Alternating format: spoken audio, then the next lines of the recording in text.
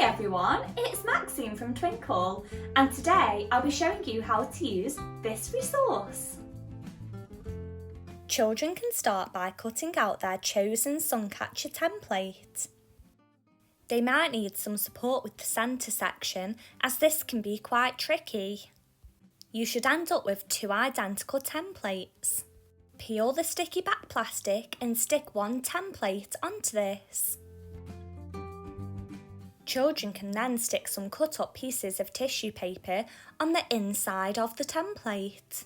Once you're happy with this, you can stick the other window template on top. Place your other piece of sticky back plastic on top and press down. Then cut this out. You can then hole punch this and add a piece of string so that you can hang it up. Children can then find a nice place to hang this in their window. I hope you had lots of fun doing this activity today. See you next time! Head over to the Twinkl website where you can find lots more summer crafts and activities.